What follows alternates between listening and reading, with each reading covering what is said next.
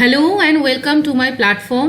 एक very good morning. आज के 29 मार्च एवं आज के কিছুটা অন্যরকমভাবে এই যে ডেইলি নিউজ অ্যান্ড এডিটোরিয়াল অ্যানালিসিসটা আছে এটাকে আমি উপস্থাপন করব। তোমরা এ যাবৎ যে এডিটোরিয়াল অ্যানালিসিসগুলো দেখেছিলে সেটা আমি মেনলি আনন্দবাজার পত্রিকা, যেটা আমাদের বেঙ্গলের most common and the renowned news paper আছে, সেটাকে দেখেছিলাম। কিন্তু আমার মনে হয়েছিল যে তোমরা এবং আমাকে অনেকে তোমরা জানিয়েও ছিলে যে ইংলিশ যদি নিউজ পেপারটাও অ্যানালিসিস করে দেওয়া যায় সেটা তোমাদের কাছে অনেক বেশি হেল্পফুল হবে এবং তোমরা সেখান থেকে উপকৃত হবে। তো আজকে আমি বেশ কিছু জায়গায় তোমরা দেখবে সবসময় দেখবে কিছু নিউজ ভেরি কমন, সেটা ভাষার জন্য না, সেই ঘটনাটা এমন সেটা প্রত্যেকটা নিউজ পেপারে মানে কভার হয়, সেটা বাংলা নিউজ পেপার হোক কিংবা সেটা ইংলিশ নিউজ পেপার হোক। তো আজকে আমি পেপারটাকে এমনভাবে উপস্থাপন করব যাতে তোমাদের ইন্টিগ্রেটেড ওয়েতে সাবজেক্ট ম্যাটারটা কভার হয়, না কি তোমরা বাংলা না ইংলিশ। তো আজকে হিন্দু এবং আনন্দবাজার নিউজ থেকে অ্যানালিসিস থাকবে এবং সেই জায়গা থেকে ইম্পর্টেন্ট কী কী এডিটোরিয়ালস আছে, হিন্দুরও আমরা দেখব কী কী ইম্পর্টেন্ট এডিটোরিয়ালস আছে আনন্দবাজার পত্রিকায়, সেটাও দেখবো এবং কম্বাইন্ডলি এটা একটা হলিস্টিক অ্যানালিসিস থাকবে। আমি রিকোয়েস্ট করবো যারা সিরিয়াসলি কম্পিটিটিভ এক্সামিনেশনের জন্য প্রিপারেশন নিচ্ছ তারা কিন্তু এই এডিটোরিয়াল অ্যান্ড ডেইলি নিউজ অ্যানালিসিসগুলো কমপ্লিটলি প্রত্যেক দিনের মতো দেখো। হোপফুলি এটা তোমাদের হেল্পফুল হবে এবং I will try my best to continue this series, যাতে কিনা তোমরা কিন্তু একটা সিকোয়েন্স মেনটেন করো। এবং যারা ইনিশিয়াল ডেজ থেকে এই সিকোয়েন্সটা বা এডিটোরিয়াল অ্যানালিসিসটা পড়েছো তারা আমাকে বলেছো যে তাদের একটা they can able to understand the analysis এবং কারেন্ট অ্যাফেয়ার্সের যে সিকোয়েন্স আমাদের পড়তে হয় সেটা তারা বুঝতে সক্ষম হচ্ছে। With this note let's begin today's class and the editorial analysis. The first important news article covers in any newspaper সেটা হচ্ছে আমরা সবাই জানি কালকে মায়ানমারে তীব্র ভূমিকম্প দেখা গেছে এবং প্রায় 150-এর কাছের মানুষ মারা গেছে। এই নিউজ আর্টিকেলটা প্রত্যেকটা জায়গায়, এটা যেমন আনন্দবাজার পত্রিকাতে বেরিয়েছে সেরকমই আমাদের হিন্দুতেও কিন্তু আজকের এই খবর, এবং সেখানে দেখা গেছে more than 150 people killed as powerful earthquake rocks Myanmar and the Thailand। এবং সেখানে দাঁড়িয়ে আমরা দেখেছি এটা হিন্দু নিউজ পেপারের আর্টিকেল থেকে এসছে, ইন্ডিয়া তার কিন্তু অ্যাসিস্ট্যান্স প্রোভাইড করার জন্য রেডি এবং সেটা আমাদের প্রাইম মিনিস্টারের তরফ থেকে জানানো হয়েছে as a part of the south east Asian nation. এবং সেই জায়গায় দাঁড়িয়ে আমরা জানি আমরা কিন্তু বে অফ বেঙ্গল যে অ্যাসোসিয়েশন সেই জায়গারও কিন্তু আমরা বিমস্টেকের মেম্বার। তো as a partner country of the BIMSTEC India announce to extend the support to Myanmar and Thailand। আমরা যদি ম্যাপ দেখি দিস ইজ দ্য ইন্ডিয়া এবং এখানে আমরা দেখব মায়ানমার এবং থাইল্যান্ড আছে। তো সেই জায়গা থেকে দাঁড়িয়ে আমরা জাস্ট অ্যানালিসিস করব। দেখো এটা হিন্দু নিউজ আর্টিকেলে কভার হয়েছে যে 7.7 ম্যাগনিটিউডের আর্থকুয়েক কিন্তু অলমোস্ট 144 পিপলকে কিল করেছে as per the government report, এবং সেখানে কিন্তু মোর দ্যান 730 ইনজিওর্ড পারসন। তো this is the diagram, very severe condition. তো এইখান থেকে দাঁড়িয়ে আমাদের কিন্তু আর্থকুয়েক সম্বন্ধে কিছু বেসিক ডিসকাশন করা উচিত যে আর্থকুয়েক কী এবং the origin of the earthquake, কি জিওলজিক্যাল ফিচার্স থাকে বা কি জিওগ্রাফিক রিজন থাকে যেখানে আর্থকুয়েক হয়। তো লেটস স্টার্ট দিস ডিসকাশন। যদি আমরা এই ম্যাপটা দেখি, এটা হচ্ছে seismic zone map of India. আমাদের টোটাল ইন্ডিয়ান টেরিটরির যদি আমরা ম্যাপ দেখি, that can be divided into several Jones. কিসের জোন? সিসমিক জোন, মানে যেখানের আর্থকুয়েক হওয়ার প্রবণতা বেশি। আমরা যদি আমাদের যদি পুরো ভূখণ্ডকে দেখি তাহলে ভূখণ্ডের ওপরের যে অংশটাকে হয় এটাকে কিন্তু আমরা কিন্তু আর্তের ওপরের অংশ দেখি, কিন্তু আর্তের যে কোর অংশ, ইনার অংশ, সেগুলোর মধ্যে কিন্তু আমরা জানি যে সেখানে আছে ম্যাগমা, সেখানে আছে ম্যান্টেল, এই যে পুরো অংশটা তার জন্য কিন্তু আর্থের কোরে বিভিন্ন যে সিসমিক অ্যাক্টিভিটি হয় তার জন্য আর্থের যে ওপরের ভূখণ্ড সেখানে কিন্তু আমরা আর্থকুয়েক দেখতে পাই। তো বেসড অ্যাপন দ্যাট সিনারিও আমরা যদি ইন্ডিয়া টেরিটরিকে ভাগ করি তাহলে আমরা দেখব 4টে মেন জোনে আমরা ইন্ডিয়ান টেরিটরিকে ভাগ করতে পারি, জোন 5, 4, 3 and 2। তাহলে যত ওপরের দিকে জোনে যাব তত কিন্তু আর্থকুয়েক হওয়ার প্রবাবিলিটি বা ক্রাইটেরিয়া বা রিস্ক বাড়তে থাকবে। So considering that fact zone 5 comes under the very high risk zone. আমরা যদি দেখি নর্থ ইস্ট ইন্ডিয়া এবং জম্মু কাশ্মীরের কিছু পকেটস এবং হিমালয়ান টেরিটরির যে সমস্ত পকেটস আছে সেগুলো হচ্ছে আমাদের জোন 5-এর আন্ডারে আসে। তো আমি তোমাদের রিকোয়েস্ট করব তোমরা যেখানে আছো, দ্যাট মিনস ওয়েস্ট বেঙ্গল, সেখানে কিন্তু কি কি জোন আছে সেটা আমাদের দেখে নেওয়া, এবং সেটা যদি আমরা দেখি this is the West Bengal portion এবং it is the mixture of zone 4 and zone 3, অর্থাৎ হাই রিস্ক এবং মডারেট রিস্ক জোনের মধ্যে ওয়েস্ট বেঙ্গল পড়ছে। এবং জোন 2 দেখো মেইনলি আমাদের যে প্রায়দ্বীপীয় ভারত যা বা পেনিনসুলার ইন্ডিয়া, আমরা জানি পেনিনসুলার ইন্ডিয়ার ভূখণ্ড কিন্তু ওয়ান অফ দ্য ওল্ডেস্ট যে রক সিস্টেম সেটা আমরা পেনিনসুলার ইন্ডিয়াতে দেখতে পারি, এবং সেই জায়গাটা কিন্তু আমাদের স্টেবল ভূখণ্ড এবং সেখান থেকে এটা লো রিস্ক জোনের আন্ডারে আসে এবং জোন 2 এর আন্ডারে কভার হয়। Hopefully this diagram is clear to everyone. Now আমরা যদি পুরো জায়গাটা দেখি আর্থকুয়েক কিভাবে হয়, তাহলে দেখবো আমরা আর্থকুয়েকের জন্য অলওয়েজ যদি আমরা আমাদের মাটির নিচে যাই, অর্থাৎ ভূখণ্ড বা ভূপৃষ্ঠের নিচে যাই, তাহলে যে জায়গাটা থেকে আর্থকুয়েক অরিজিন করে that zone is called as the focus point or the hypocentre. ঠিক, this is the area where the earthquake originates. যদি আমরা এই যে দেখো এখানে আমাদের ভূখণ্ডের উপরের অংশ বা আমরা যেখানে বসবাস করি, কিন্তু তার নিচে থাকে হচ্ছে the origin point of the earthquake, যেটাকে আমরা কি বলি ফোকাস পয়েন্ট বা হাইপোসেন্টার। এবার এই যে আর্থকুয়েক এখানে জেনারেট হলো বিকজ অফ মেনি রিজনস, সেই যে ওয়েভটা সেটা কিন্তু সোজা যদি আমরা পারপেন্ডিকুলার হিট করে ভূপৃষ্ঠের ওপরে যেখানে সারফেস অফ দ্য এরিয়ায়, সেই অঞ্চলটায় কিন্তু ম্যাক্সিমাম ড্যামেজ হয়, and that point of the earthquake is called epicenter. Very important terminologies. তার মানে আমরা শিখলাম ফোকাস পয়েন্ট, হাইপোসেন্টার কি এবং এপিসেন্টার কি। আমরা যদি একটা ম্যাপ দেখে নিই তাহলে আমরা দেখব, এই যে ম্যাপটা আমরা যদি দেখি, এক মিনিট, দিস এরিয়া যেখানে আমরা দেখব জাপান বা এই যে অঞ্চলটা, এই অঞ্চলটা কিন্তু আমাদের যদি আমরা অ্যারাউন্ড দ্য গ্লোব এর সিনারিওটাকে দেখি, সেখানে কিন্তু আমাদের পরে হচ্ছে সেই যে জায়গাটাকে আমাদের বলা হয় rim of fire. Rim of fire হচ্ছে মেইনলি যে প্যাসিফিক ওশিয়ান রিলেটেড যে অঞ্চলগুলো, সেই জায়গায় দেখবো আমরা যে রিম অফ ফায়ার এই পুরো পোর্শনটা আমাদের মোস্ট আর্থকুয়েক প্রোন জোন। ওকে, মোস্ট আর্থকুয়েক প্রোন জোন হচ্ছে আমাদের রিম অফ ফায়ার, যেখানের মধ্যে আমরা দেখব যে সেখানে কিন্তু আমাদের জাপান পড়ে। ঠিক, সেখানে আমাদের জাপান পড়ে, এটা একটা ফ্যাকচুয়াল ইনফরমেশন। নাও আমাদের যে জায়গাটা পড়তে হবে সেটা হচ্ছে আমাদের what are the types of the earthquake. আমরা যদি দেখি আর্থকুয়েকের মেইনলি আমাদের 4টে আর্থকুয়েকের টাইপ হয় বা আর্থকুয়েকের ওয়েভ হয়, যেটাকে আমরা বলি সিসমিক ওয়েভ মেইনলি। তার মানে আমি বললাম আমাদের যে সলিড যে ভূপৃষ্ঠ বা সারফেস ল্যান্ড, তার নিচে হচ্ছে আমাদের আর্থকুয়েকের অরিজিন থাকে। তার মানে আর্থকুয়েক যখন মাটির বা মূল ভূখণ্ডের নিচে থাকে, সেই জায়গা থেকে ওপরে আসতে হয় আর্থকুয়েককে, অর্থাৎ ফোকাস পয়েন্ট থেকে এপি সেন্টার পর্যন্ত এই যে ডিস্টেন্সটা সেটা কিন্তু আমাদের মাটির নিচে থাকে।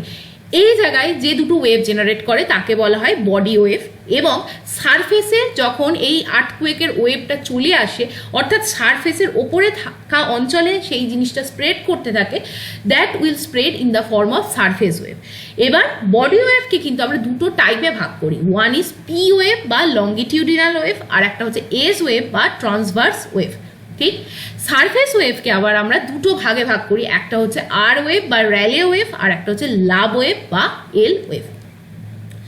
এবার দেখো আমরা এই 4টে যদি প্যাটার্নকে পড়ি, আমরা যদি ভাগ করে নিই, this is the S wave.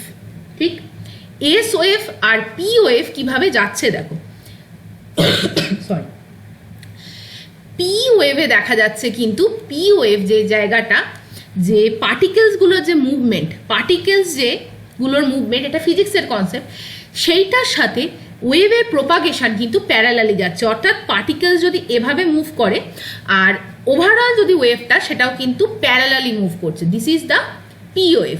আর এস ওয়েভ কিন্তু সাইন কার্ভের মতো যাচ্ছে, অর্থাৎ পার্টিকেলগুলো পারপেন্ডিকুলার মুভ করছে এবং ওয়েভটা কিন্তু সোজা মুভ ফরওয়ার্ড করছে, অর্থাৎ ওয়েভের ডিরেকশনের সাথে পার্টিকেল মুভমেন্ট কিন্তু পারপেন্ডিকুলার যাচ্ছে। দেখো আমরা যদি দেখি এই যে পার্টিকেলসগুলো ওপর দিকে মুভ করছে এবং ওপর নিচ হয়ে মুভ করছে এবং ওয়েভটা কিন্তু আমাদের along the perpendicular to the particle movement আমাদের ফ্লো করছে। হোপফুলি এটা ক্লিয়ার। নেক্সট, র্যালে ওয়েভ কিন্তু সার্কুলার ওয়েতে মুভ করতে থাকে এইভাবে। সার্কুলার ওয়েতে কিন্তু র্যালে ওয়েভ বা আর ওয়েভ মুভ করে। এটা কোন ওয়েভ? এটা কিন্তু সারফেস ওয়েভ। লাস্ট আমরা যে জায়গাটা দেখব সেটা হচ্ছে love wave. You can able to remember by using this tree কি love can either make your life or break your life. ঠিক, তুমি মানে ইট ইজ মানে এটা আমি ইন্ডিভিজুয়ালি মনে রাখি লাভ ওয়েভ, তোমরা দেখে রাখবে, মনে রাখবে, ইট is the most dangerous form of the wave. ঠিক, আর্থকুয়েকের জন্য এল ওয়েভ বা লাভ ওয়েভ হচ্ছে মোস্ট ডিস্ট্রাকটিভ ওয়েভ বা সব থেকে বেশি ক্ষতি করে কিন্তু এল ওয়েভ, এবং এটা জিগজ্যাগ ফর্মে কিন্তু মুভমেন্ট করে এবং এটা কিন্তু সারফেসে, অর্থাৎ যেখানে ধরো ভূপৃষ্ঠের ওপর বড় বড় বাড়ি, বড় বড় সমুদ্র, এই সমস্ত জায়গায় যখন যদি আর্থকুয়েক এল ওয়েভ প্যাটার্নে মুভমেন্ট করে, that causes the massive destruction. Hopefully এটা ক্লিয়ার হয়েছে।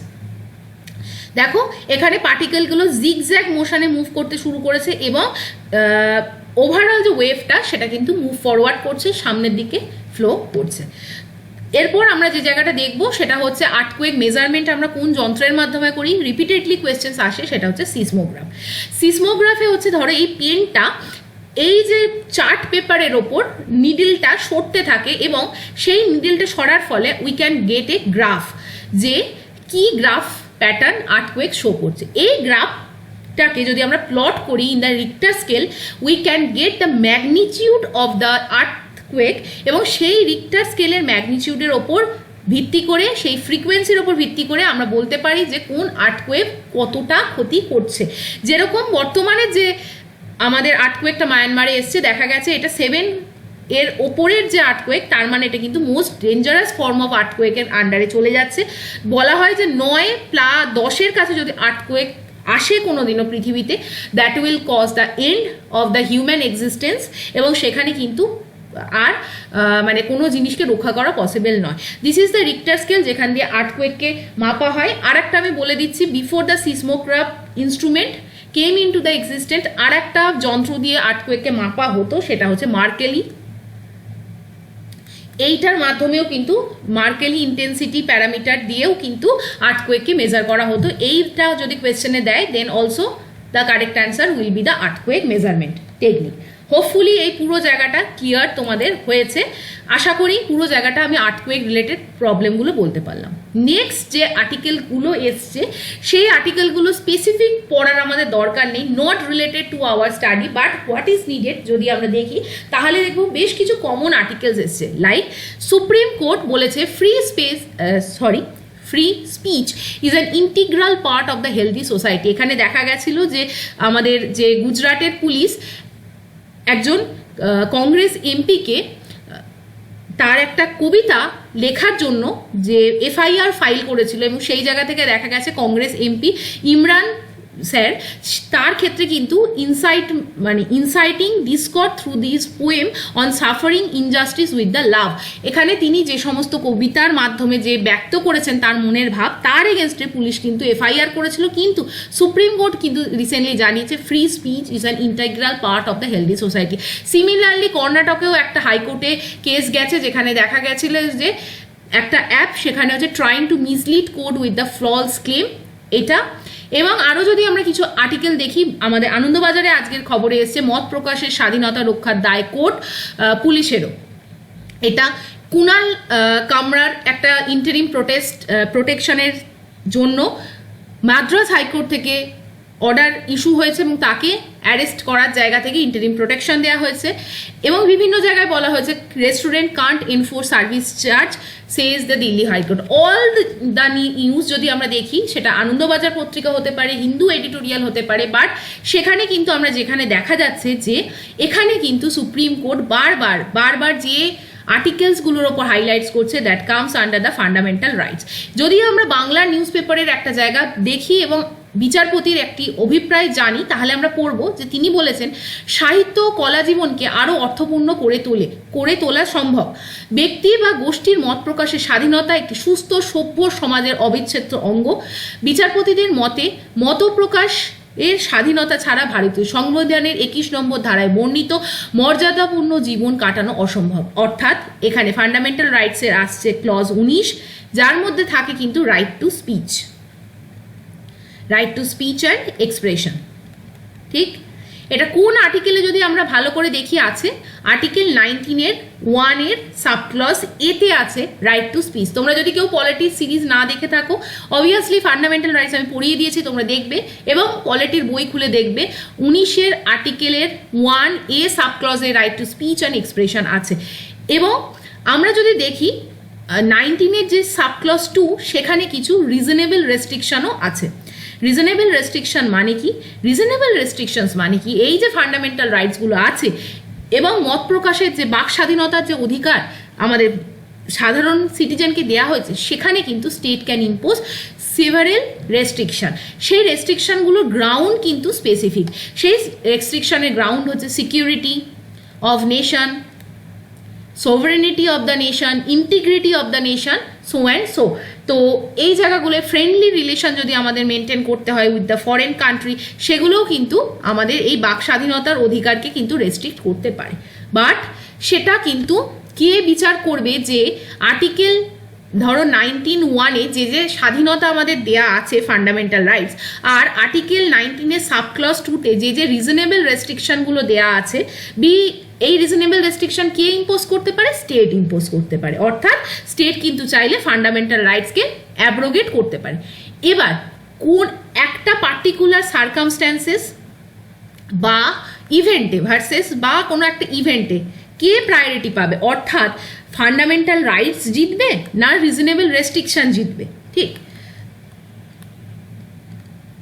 সেই জায়গাটা বিচার করবে কে? অবভিয়াসলি সেই জায়গাটা বিচার করবে কিন্তু জুডিশিয়ারি। ঠিক, তার মানে জুডিশিয়ারির হাতে দায়িত্ব আছে to maintain a balance between the exercise of the fundamental rights, between the exercise of the right two freedom of speech and the states right two impose reasonable restriction. সেই জায়গা থেকে দাঁড়িয়েই কিন্তু সুপ্রিম কোর্ট এই ভার্ডিক্টটা দিয়েছে। এবং supreme court আরও একটা জায়গার কথা বলেছে যে আর্টিকেল 21 কি বলা হচ্ছে? আমাদের রাইট টু লাইফ অ্যান্ড কি পার্সোনাল লিবার্টি। ঠিক, এই right to life and personal লিবার্টিকে যদি এক্সারসাইজ করতে হয়, অর্থাৎ আমাদের যদি জীবনের অধিকার মেনটেন করতে হয়, তাহলে কিন্তু আমাদের মত প্রকাশের স্বাধীনতা অর্থাৎ আর্টিকেল 19(1) রাইট টু স্পিচকেও এনশিওর করতে হবে। সো এই পুরো জায়গাটায় ইন্টারপ্রিটেশন এটাই ছিল নিউজ আর্টিকেলগুলো থেকে যেগুলো বলা হয়েছিল। হোপফুলি তোমাদের কাছে এটা ক্লিয়ার হয়েছে এবং সুপ্রিম কোর্ট বারংবার বলেছে to maintain a strike balance between article 19, between article 21, also article 14। এগুলো যদি তোমরা পলিটিকে আরও ডিটেলসে পড়ো তোমরা বুঝতে পারবে। অর্থাৎ right to equality, right to life and personal liberty, right to speech and freedom and expression, এগুলোর সাথে কোন কোন জায়গায় রেস্ট্রিকশন বা স্ট্রিক্ট রেস্ট্রিকশন ইম্পোজ করতে হবে। অর্থাৎ স্টেট যে কোনো একটা ক্লজকে সাইড করে বা উত্থান করে কখনোই এই ধরনের বৃহৎ বা খুব মোস্ট ফান্ডামেন্টাল যে রাইটসগুলো এনশিওর্ড আছে বাই কনস্টিটিউশন, সেগুলোকে কিন্তু হরণ করতে পারে না। এবং সেই জায়গাটাকে চেক অ্যান্ড ব্যালেন্সের দায়িত্ব is imposed upon our countries independent vertical of judiciary. Hopefully it is now clear to all. আজকে আমি যেটা বললাম যে এই যে একটা এডিটোরিয়াল, এটা হিন্দুর এডিটোরিয়াল আছে, তোমরা অবভিয়াসলি পড়বে। এই পুরো হিন্দু পেপারটা আমি তোমাদের দিয়ে দেবো। আমি এই এডিটোরিয়ালটাকে বেছেছি বিকজ এটা একটা গ্লোবাল পার্সপেক্টিভে ভীষণ ভালো ইনসাইটফুল একটা আর্টিকেল বলে আমার মনে হয়েছে। এর পুরো জায়গাটা আমি তোমাদের পড়াবো, বাট এখানে কি জিস্ট বা কি ব্যাকড্রপে এই ঘটনাটা বা এই এডিটোরিয়ালটা বলা আছে আমি সেটাকে আগে মানে একবার ডেসিফার না করে দিলে it will be very difficult for you to understand this English editorial যেটা পাবলিশ হয়েছে আজকের হিন্দু নিউজ পেপারে। প্রথমত দেখো, আমরা যদি ওয়ার্ল্ড সিনারিও দেখি তাহলে দেখব রাশিয়া, ইউনাইটেড স্টেট, আমরা যদি দেখি টোটাল আফ্রিকান কন্টিনেন্ট, এবং এখানে আমরা দেখব ফ্রান্স আছে, এবং দিস ইজ দ্য চায়না, এবং আমরা এখানে দেখব ইন্ডিয়া। ঠিক, এগুলো আমাদের মেজর পাওয়ার ডাইনামিক্সকে শো করে। এই আর্টিকেলে বলা হয়েছে যে এই article talks about the energy security একটা বড় ইস্যু। যে সময় থেকে আমরা দাঁড়িয়ে দেখেছি যে রাশিয়া ইউক্রেন ওয়ার শুরু হয়েছে সেই জায়গা থেকে আমরা দাঁড়িয়ে কিন্তু দেখেছি যে আফ্রিকান যে কান্ট্রিগুলো সেগুলোও কিন্তু বিভিন্নভাবে তাদের যে সাপ্লাই, তারা যে সমস্ত জিনিসের ওপর ডিপেন্ডেন্ট, সেগুলোতেও কিন্তু প্রবলেম এসেছে। ফর অ্যান এক্সাম্পল, রাশিয়া যদি আমরা দেখি, বোথ রাশিয়া এবং ইউক্রেন তারা কিন্তু one of the major wheat exporter, অর্থাৎ গম তারা এক্সপোর্ট করে। ঠিক, এবার আমরা রাশিয়া ইউক্রেন ওয়ার যখন শুরু হয়েছিল তখন দেখেছিলাম যে বিভিন্ন ধরনের রেস্ট্রিকশন ইম্পোজিশনের ফলে এই হুইট যে এক্সপোর্ট সেটা কিন্তু রেস্ট্রিক্টেড হয়ে গেছিল, and that suffers A lot to the African nation. ঠিক, আফ্রিকা এরকম একটা উক্তি করেছিল যে কোভিড-19 সময় যত না পিপলরা মারা গেছে রোগে, তার থেকে বেশি আফ্রিকান ইকোনমি injured হয়েছে due to the hampering of the wheat import in their country from the Russia and Ukraine during the ongoing war of the Russia and Ukraine. So this is the backdrop.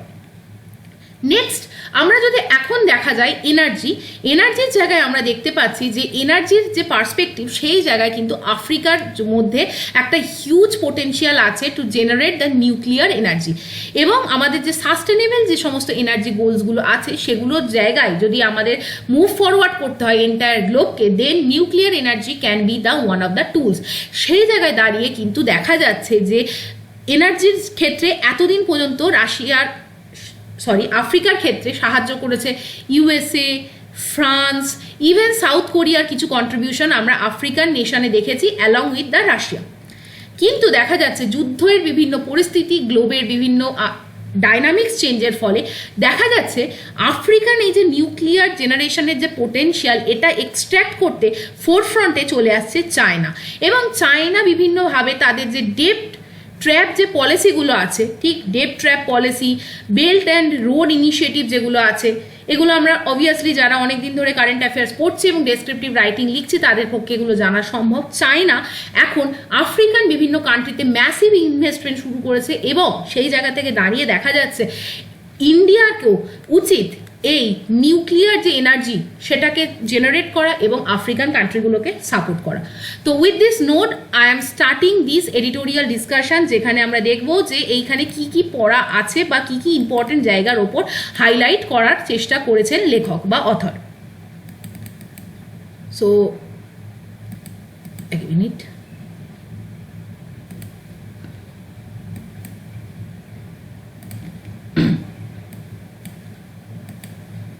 আচ্ছা, দেখো, প্রথমত বলা হয়েছে যে advantage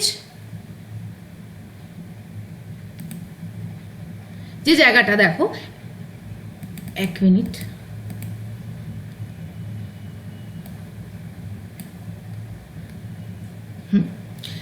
advantage যেটা কিন্তু China in African nuclear energy market race. ঠিক, সেই জায়গায় দেখো বলা হয়েছে রাশিয়া এবং ইউক্রেন যে ওয়ার হয়েছিল has demonstrated the importance of the energy security. ঠিক, currently Africa has only one nuclear power plant, সেটা কোথায় আছে? সেটা কিন্তু আছে আমাদের সাউথ আফ্রিকাতে। ঠিক, এবং সেটাও কিন্তু তৈরি করা হয়েছে with the help of the France. ঠিক,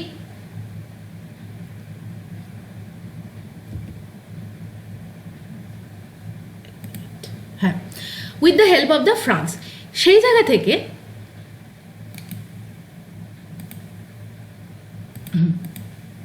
দেখো কারেন্টলি আফ্রিকার কাছে কিন্তু বলা হয়েছে একটা নিউক্লিয়ার প্ল্যান্ট আছে যেটা কিন্তু সাউথ আফ্রিকাতে আছে, এবং সেটা কিন্তু ফ্রেঞ্চরা তৈরি করেছে। বাট আদার আফ্রিকান যে সমস্ত কান্ট্রিজ আছে like Ghana, Nigeria, Sudan, Rwanda, Kenya, সেখানেও কিন্তু পোটেনশিয়াল আছে সেই সমস্ত কান্ট্রিগুলোর to generate the nuclear energy, এবং তারাও কিন্তু আফ্রিকাও চাইছে যে তাদের সিটিজেনরা কিন্তু ইলেকট্রিসিটির অ্যাক্সেস পায়। এই জায়গা থেকে দাঁড়িয়ে দেখা গেছে যে Africa is expected to generate 15,000 megawatt nuclear energy by 2035, very important. এবং আফ্রিকার যে নিউক্লিয়ার এনার্জির মার্কেট আছে সেটার কিন্তু একটা সিগনিফিকেন্ট গ্রোথের সম্ভাবনা আছে, এবং সেখানে কিন্তু Africa is actually wanting investment opportunity of $105 billion. The market is huge and এটা কিন্তু একটা strategic market. Coming to the next scenario, যেটা আমরা যদি দেখি আফ্রিকার যে নিউক্লিয়ার মার্কেট, সেখানে আমরা দেখব ইউনাইটেড স্টেট কিন্তু একটা সামিট করেছিল ইন 2023, সেটা হচ্ছে US Africa nuclear energy summit, যেখানে কিন্তু প্রেসিডেন্ট ডোনাল্ড ট্রাম্প কিন্তু জানিয়েছে যে ইউএস এর নিউক্লিয়ার এক্সপানশন হবে আফ্রিকাতে, কারেক্ট। রাশিয়া কিন্তু আর একটা সিনারিও অলরেডি আছে, important player in the African nuclear market, যেখানে কিন্তু দেখা গেছে Russia has signed several agreement with different African nations like Egypt, Mali, Burkina Faso, Burundi etcetera. Russia কিন্তু সেখানে বিভিন্ন জায়গায় নিউক্লিয়ার রিঅ্যাক্টরও বিল্ড আপ করা শুরু করেছে, কিন্তু progress is slow. On the other hand কোরিয়ার hydro and the nuclear power plant তারাও কিন্তু সাউথ আফ্রিকা এবং আফ্রিকান আদার কন্টিনেন্টদের সাথে কিন্তু নেগোসিয়েশনে আছে। কিন্তু এই সময়ের মাঝখানেও আনডাউটেডলি উইনিং কে করছে রেসে সেই নিউক্লিয়ার মার্কেটে, সেটা হচ্ছে চায়না। নেক্সট জায়গাটা হচ্ছে এক্সপ্যান্ডিং চায়নার ডমিনেন্স। চায়না কিন্তু 2012 সালে in cooperation with the IAEA, very important, international atomic energy agency, তারা কিন্তু সাউথ আফ্রিকা এবং আফ্রিকান কান্ট্রিগুলোতে নিউক্লিয়ার পাওয়ার প্রোগ্রাম ডেভেলপ করার জন্য ইনভেস্টমেন্ট শুরু করে দিয়েছে। China has more than 50 operating reactor. Undoubtedly, China has emerged as an attractive partner for Africa interested in developing their nuclear energy. অর্থাৎ চায়না কিন্তু আফ্রিকাকে massive ইনভেস্টমেন্টে সাহায্য করছে। এই জায়গায় দেখা গেছে যে বিভিন্ন সময় চায়না কিন্তু এনগেজ হচ্ছে এবং যেটা আমাদের বলা হয় মেমোরান্ডাম অফ আন্ডারস্ট্যান্ডিং সাইন করছে আফ্রিকান কন্টিনেন্টের সাথে। কিসের জন্য? টু ডিজাইন, টু কনস্ট্রাক্ট এবং অপারেশনাল যে MOU, upgradation, maintenance, decommissioning of the nuclear power stations in the Nigeria. অর্থাৎ দেখা গেছে যে চায়না এখানে অলরেডি কিন্তু কাজ করছে এবং অ্যাট এ র্যাপিড পেস। দেখা গেছে উগান্ডাও কিন্তু চায়নার সাথে একটা MOU সাইন করেছে to build a 2 gigawatt nuclear plant, এবং সেইখান থেকে দেখা গেছে যে এইভাবে চায়না কিন্তু তার যে ডমিনেন্স সেটা কিন্তু শো করছে ইন দ্য আফ্রিকান কন্টিনেন্ট। আচ্ছা, নেক্সট আমরা যদি দেখি, সেখানে আমরা দেখব যে আচ্ছা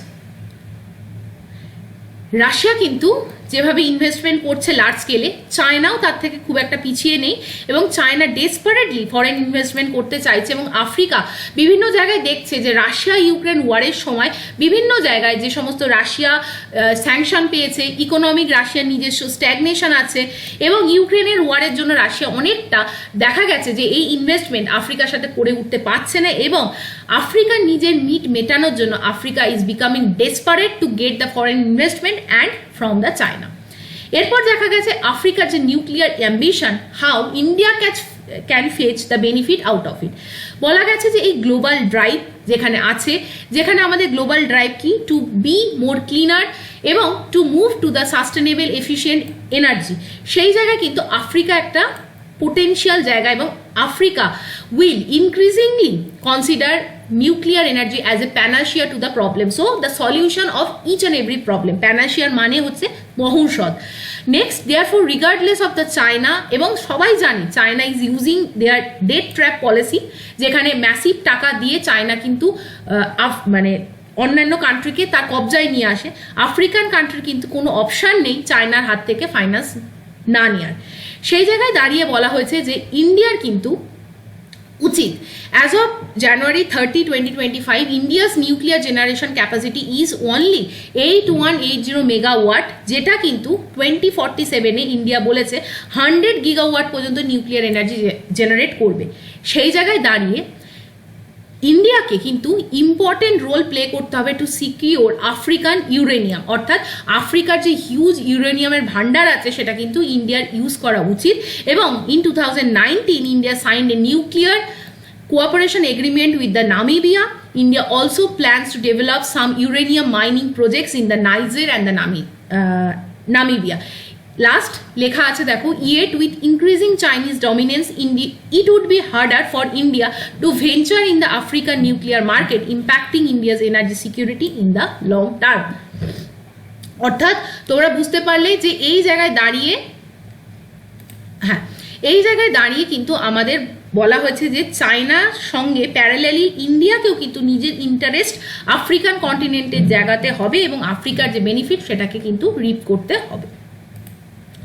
এবার চলে আসছি আমরা বাংলা যে এডিটোরিয়ালটা আছে, দেখো অনেকগুলো এডিটোরিয়াল আছে, আমরা সবগুলো তো আজকের আর্টিকেলে কভার করতে পারবো না।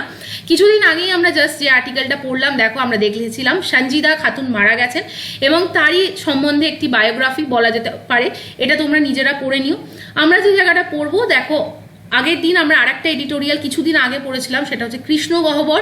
সেখানে কিন্তু বলা হয়েছিল সাদা এবং কালোর যে রঙের ভিত্তিতে মানুষকে যাচাই করার যে অভিপ্রায়, সেটা আজও সমাজের কোনায় কোনায় লুকিয়ে আছে, যা দুর্ভাগ্যজনক, এবং সেইটা নিয়ে একটি এডিটোরিয়াল তোমরা এই সঞ্জিদা খাতুনের এডিটোরিয়াল এবং কৃষ্ণ গহ্বর এডিটোরিয়ালটা নিজেদের মতো করে পড়ে নেবে। আমি পিডিএফ তোমাদের পাঠিয়ে দেবো। আমি যে জায়গাটা ডিসকাশন করব, খুব ইম্পর্টেন্ট আর্টিকেল, সেটা হচ্ছে ডিজিটাল দূরত্ব বা ডিজিটাল ডিভাইড।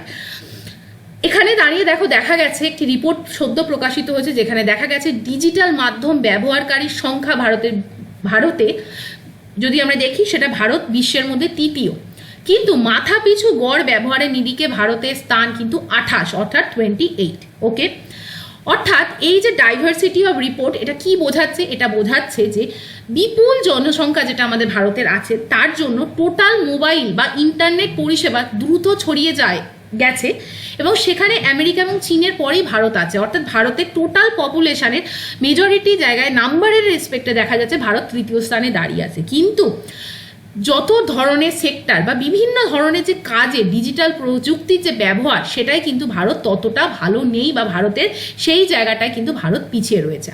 এছাড়া আমাদের আজও রয়ে গেছে কিন্তু ডিজিটাল ডিভাইড, অর্থাৎ ডিজিটাল বৈষম্য, যেটার ওপর এডিটোরিয়াল লেখা হচ্ছে। সেখানে বলা গেছে শহর এবং গ্রাম, পুরুষ ও নারীর ডিজিটাল সক্ষমতার মাধ্যমের যে ফারাক। শহরে দেখো 71% পুরুষ, 62% নারী স্মার্টফোন ইউজ করে। অন্যদিকে গ্রামে 45% পুরুষ এবং 30% নারী কিন্তু এই ফোন ইউজ করে। ফলে দেখা যাচ্ছে গ্রামীণ সংযুক্তিকরণ, ডিজিটাল সংযোগ গ্রামে, সেই জায়গাটায় কিন্তু চিত্র আশাজনক নয়। একটা রিপোর্ট কিন্তু প্রশ্ন তুলেছেন এই ঘটনাগুলির। এছাড়া দেখা গেছে যে উপেক্ষিত মানুষদের সক্ষমতা বাড়াতে পারে এই ডিজিটাল প্রযুক্তি, কিন্তু দেখা গেছে যে প্রান্তিক যারা মানুষ, অর্থনীতিতে যারা পিছিয়ে আছে, সামাজিকভাবে পিছিয়ে আছে, তাদের কিন্তু ডিজিটাল মাধ্যমের সাথে অবশ্যই যুক্ত করতে হবে। এই সমীক্ষা আবার দেখিয়েছে ডিজিটাল পরিষেবার প্রসার হচ্ছে, কিন্তু পুরনো দূরত্বগুলো কিছুতেই ঘুরছে না। অর্থাৎ সমাজে এখনো দেখা যাচ্ছে শহর গ্রাম, নারী পুরুষ এর এই যে বিবিধতা, যেগুলো বিভিন্ন মাধ্যমে বছরের পর বছর চলে আসছে, সেখানেও কিন্তু ডিজিটাল মাধ্যমে সেই যে বিবিধতা বৈষম্য সেটা রয়ে গেছে। ভারতে কিন্তু ডিজিটাল প্রযুক্তির প্রসার নিয়ে উৎসাহী শিল্পমহল, অর্থাৎ ইন্ডাস্ট্রিয়াল যে belt, they are happy to see the progress in the digital era. তো সেই জায়গায় দেখা যাচ্ছে আমাদের যে শিল্পের বাজার, সেখানে ইন্টারনেট কিন্তু বিপণন মাধ্যমে কিন্তু ভালো একটা প্রভাব ফেলেছে। 10 লক্ষ মানুষ অ্যাপে খাবার আনিয়েছেন। এ তথ্য তাদের আগ্রহ উস্কে দেবে, এটাই স্বাভাবিক। মানুষকে দেখা যাচ্ছে যে 10 লক্ষেরও মানুষ আজকে অ্যাপের মাধ্যমে খাবার ঘরে আনাচ্ছে, মানে ফুড ডেলিভারি করাচ্ছে। সমীক্ষা দেখিয়েছে যে ভারতের ডিজিটাল অর্থনীতি তার জিডিপির 12% ছিল 2023 সালে। যুব সম্প্রদায় অর্থাৎ ইউথরা ডিজিটাল প্রযুক্তি ব্যবহারে উৎসাহী। তথ্য প্রযুক্তি রপ্তানিতে ভারতের স্থান অত্যন্ত শক্তিশালী। মোবাইল বাহিত ইন্টারনেট দ্রুত প্রসারিত হচ্ছে, অর্থাৎ মোবাইলের মাধ্যমে ইন্টারনেট চালানো কিন্তু এখন এর ব্যবহার বাড়ছে। সেই সঙ্গে আধার, ইউপিআই অর্থাৎ ডিজিটাল যে ট্রানজাকশন, এগুলোর মাধ্যমে ডিজিটাল পরিকাঠামো নির্মাণ করায় ডিজিটাল লেনদেন সহজ হচ্ছে। অর্থাৎ মানুষ কিন্তু অনলাইন পেমেন্ট সিস্টেমের দিকেও কিন্তু এখন বেশি যাচ্ছে। কিন্তু বলা হচ্ছে এত উজ্জ্বলতার মাঝখানেও কিছু রয়ে গেছে ধূসর চিত্র। গত বছর ভারতে ইন্টারনেট ব্যবহারকারীদের মাত্র 26% ডিজিটাল উপায়ে টাকার আদান প্রদান করেছে। স্টিল এখনো আমরা যদি দেখি অনলি 26% যদি এন্টায়ার পপুলেশন আমরা ভারতে দেখি, তার 26% মানুষ ডিজিটাল ট্রানজাকশন করেছে। এর ফলে কেবল 43% সমাজ মাধ্যম ব্যবহার করেছেন এবং 40% ইমেল করেছেন। তাহলে আশা করি জায়গাটা বোঝা গেল। গ্রামে তার মানে বোঝাচ্ছে গ্রামের খুঁটি পুঁতলেই যেমন ধরে চলা যায় না যে প্রতিটি ঘরে আলো জ্বলেছে, তেমনি ইন্টারনেট সংযোগের সংখ্যা দেখলেই হবে না। অর্থাৎ বলা হচ্ছে গ্রামে আমরা খুঁটি পুঁতে বুঝিয়ে দিলাম যে প্রত্যেকটা গ্রাম ইলেকট্রিফাইড হয়ে গেছে। এটা যেরকম এই তথ্যকে বাস্তবায়ন করে না যে গ্রামের প্রত্যেকটা মানুষ সত্যি সত্যি আলো পাচ্ছে, সত্যি সত্যি ইলেকট্রিসিটি বেনিফিট পাচ্ছে, তেমনি ডিজিটাল মাধ্যমের ইউজের সংখ্যা বাড়ছে মানে মানুষ যে সত্যি সত্যি ডিজিটাল পরিষেবাকে নিতে সক্ষম হচ্ছে তা না। মাথাপিছু ব্যবহারে নিরিখে দেখা যাচ্ছে ব্রাজিল, থাইল্যান্ড, মেক্সিকোর নিচে ভারতের অবস্থান, যা কিন্তু দুর্ভাগ্যজনক। এবং তার অন্যতম কারণ, আরেকটি কারণ হচ্ছে নিরাপত্তার অভাব, বা যেটাকে আমাদের বলা হয় ডিজিটাল বা সাইবার সিকিউরিটি। ঠিক এখানে বলা হয়েছে কি, ভুয়ো পরিচয়ের দিয়ে প্রতারণা বা যেটাকে বলা হয় ফিশিং, এর ফলে কিন্তু জালিয়াতির সংখ্যা ভারতে সর্বাধিক। রিজার্ভ ব্যাংকের একটি রিপোর্ট অনুযায়ী বলা হচ্ছে তথ্য চুরি বা ডেটা ব্রিচ এ আর্থিক ক্ষতির পরিমাণ প্রায় 28% বেড়েছে 2020 থেকে 23 সালের মধ্যে। 3 বছরের মধ্যে 28% fraud, banking fraud, digital fraud এবং ডেটা ব্রিচ এগুলো হয়েছে, যেখানে বিশ্বের মধ্যে ভারতের স্থান উদ্বেগজনক। এইভাবে লাস্ট যে প্যারাটা সেখানে লেখা হয়েছে, আমাদের মনে রাখতে হবে তাদের যারা রয়ে গেছে নেট দুনিয়ার বাইরে, তাদেরকেও কিন্তু আমাদের নেটের দুনিয়ার মধ্যে আনতে হবে। ইন্টারনেট স্মার্টফোনের ব্যবহারকারীদের সংখ্যার নিরিখে ভারত বিশ্বে দ্বিতীয়, কিন্তু ভারতের 40% মানুষের ইন্টারনেট এখনও নেই, অর্ধেকের বেশি মানুষের কাছে স্মার্টফোন নেই। দরিদ্র, প্রান্তিক এবং বৃদ্ধ, প্রবীণ যারা মানুষ তারা কিন্তু সমাজ থেকে এভাবে বিচ্ছিন্ন হয়ে যাচ্ছে এবং আরও প্রগাঢ় হচ্ছে ডিজিটাল দুনিয়ায় তাদের প্রবেশের পথ রুদ্ধ এবং অতি সংকীর্ণ হওয়ার জন্য। এর আরও একটা কারণ হচ্ছে অতিরিক্ত যে ইন্টারনেট পরিষেবার কস্ট বা টাকা। দেখো যেমন বলা হয়েছে ডিজিটাল সাক্ষরতা দরকার, স্মার্টফোন এবং নেট সংযোগ সুলভ করাও দরকার। অর্থাৎ আমাদের বর্তমানে ভারতবর্ষে ইন্টারনেট অ্যাক্সেস করার জন্য যে পরিমাণ টাকা বা আমাদের রিচার্জ করতে হয় সেই টাকাটাও কিন্তু অনেক বেশি।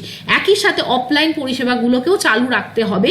নয়া প্রযুক্তির উত্তেজনায় সামাজিক ন্যায়কে অবজ্ঞা করা চলবে না।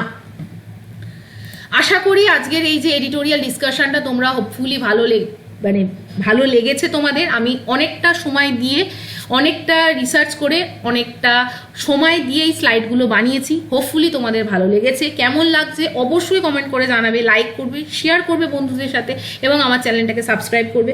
Join my Telegram channel to get each and every PDF with যেটা মানে সাহায্যে তোমরা এটাকে রিভিশন করতে পারো।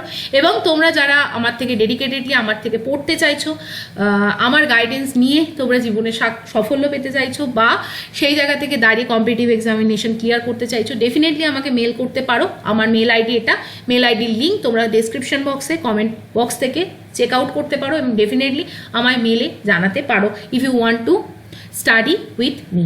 So with this note I am ending today's video. কেমন লাগলো অবশ্যই জানাবে। আমি কালকে আবারও editorial analysis, daily news analysis নিয়ে তোমাদের সাথে হাজির হব এবং তোমরা রেগুলার ওয়াইজ এগুলো দেখে যদি নোট ডাউন করো, হোপফুলি তোমাদের লেভেল অফ প্রিপারেশন, তোমাদের understanding with the current events এবং কারেন্ট অ্যাফেয়ার্স নিয়ে যে আমি দেখেছি একটা স্টুডেন্টের ফোবিয়া থাকে, সেই জায়গাটা কেটে যাবে। এবং আমি অলওয়েজ রেকমেন্ড করি not to read just one line current affairs স্ট্যাটিকভাবে, ওই জাস্ট মুখস্থ করে না, it's very difficult, but to develop a holistic understanding regarding the thing. And এটাই তোমাদের হওয়া উচিত যে you need to improve your study level, you need to improve your conceptual level so that you can able to clear any examinations. So with this note, thank you for watching. I am ending this video. কালকে আবার দেখা হবে।